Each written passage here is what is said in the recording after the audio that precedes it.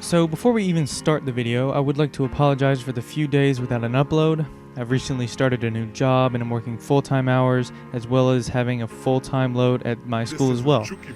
Despite that though, I'm going to try my absolute best to get videos out to you guys, so I appreciate your patience in advance.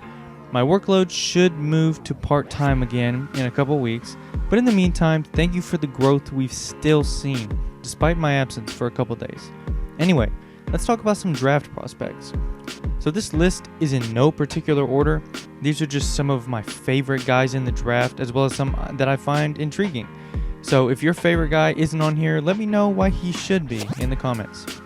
But first for me, the guy who might be my favorite guy in the draft is Isaac Okoro. Isaac Okoro is an elite defensive player, and I think that will carry over to the NBA pretty easily.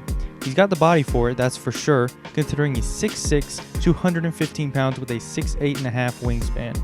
He's very capable of containing dribble penetration from quicker guys and easily can switch between quicker perimeter players and wings. He can also hold his own occasionally on some force.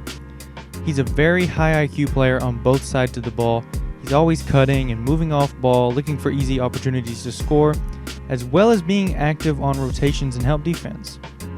He's also a very capable straight line slasher and very comfortable finishing through contact, and has shown some touch when he isn't able to finish strong. He's unselfish and a willing passer, and seems to be someone who can embrace a role and is not high maintenance. Did I mention he's also only 19 years old? He's not a perfect prospect though, much to my dismay. His handle isn't all that great, hence me calling him a straight line slasher. Once the initial lane is cut off, he's kind of lost, and the more he dribbles, the more likely he'll turn it over, it seems. His jump shot is also a major question mark. He shot 28% from 3 and 67% from the line in college, which is not promising at all. In fact, it's a little scary to take a guy in the top 10 with this kind of question, despite his defensive upside. He's also given up shots to drive into a lane that isn't there, or maybe he'll keep swinging the ball. Despite that, he's a very solid prospect, and if he can just be an average shooter, I think he will be very good in the NBA.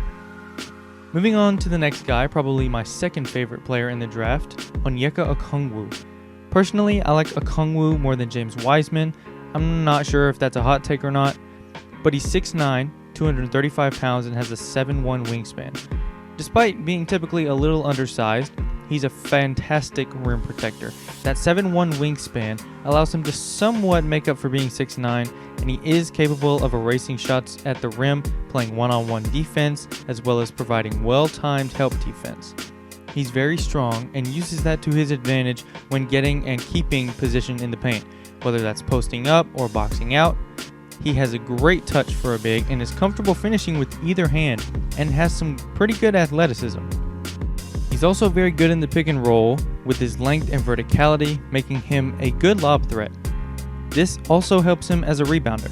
He actually isn't bad at drawing fouls either, considering he shot 5.1 free throws a game in college and shooting a very promising 72% from there.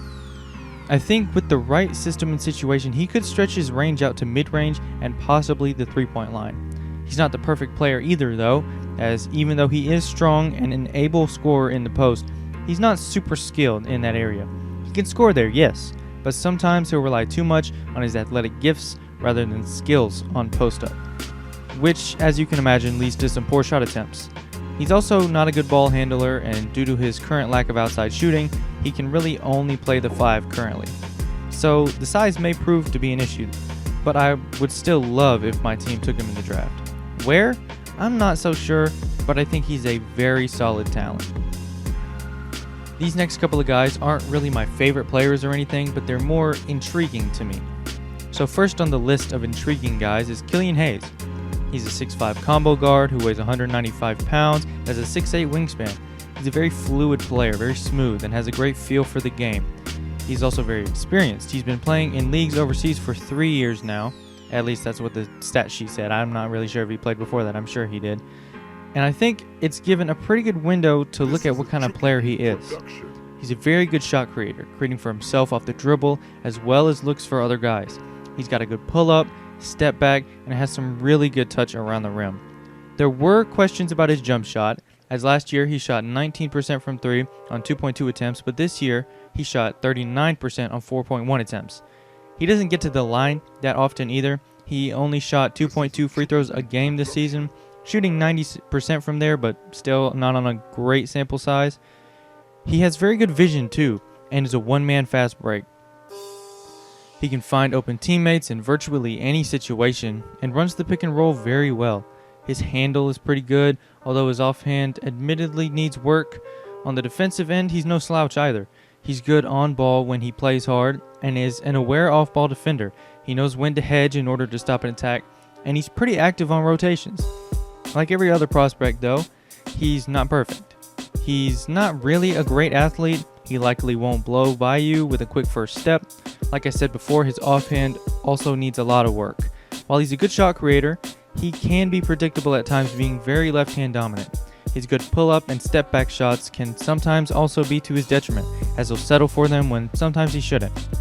He's also pretty lean and will struggle to finish through contact at times, but he's a pretty good sized combo guard, and if he can limit some of his wild passes and grow his right-hand handle, I think he'll be on his way to being a very good player in the NBA. Last up today is Denny Advia. He's a 6'9" wing, weighing in at 210 pounds, but his wingspan is also 6'9", so pretty below average. I'll go right from the jump and give you an NBA comparison. Nicholas Batum. I know that doesn't sound promising, considering the Batum that we've seen the last 4 years, but Portland Batum was really a good guy to have on your team. Advia has the same kind of all-around talent, and has a great feel for the game as well as a high IQ. He really can do almost anything on the floor, but he has his limitations we'll get to later. He's really a prime candidate to become a point forward, and those are very valuable to have, and they seem to be pretty rare. He'd be great to have as a secondary playmaker, and is very capable of running a fast break, creating his own shot, and running the pick and roll. He's also a good team defender, which he is better at than one-on-one defense. He's improved as a cutter, and is a pretty decent rebounder. As with Killian Hayes, he's a pretty good one-on-one defender when he tries and when he's engaged, but I wouldn't throw him on the other team's best player. He does have his limitations with his jump shot though. Despite having a developing pull-up game, his percentages aren't pretty. He shot 27% on 47 total attempts and only shot 55% from the line. Granted, it was on 18 total attempts, but still, those aren't exactly promising numbers. He's not an elite athlete, and it limits him both on the offensive and defensive end at times. While he is a decent defender though, he's also inconsistent, as is his shot. There's a lot to love with Advia, but there's a lot you'd like to see him improve on in order to become the very good rotation piece he's capable of being. The NBA draft is only 10 days away at the time of recording this, so we're really close. If you enjoyed the video, consider leaving a like and subscribing to the channel. I'd greatly appreciate it. We're currently sitting at 91 subscribers, which is absolutely insane. I want to thank you guys for sticking with me. But if you didn't like the video, leave a dislike, and y'all have a good one.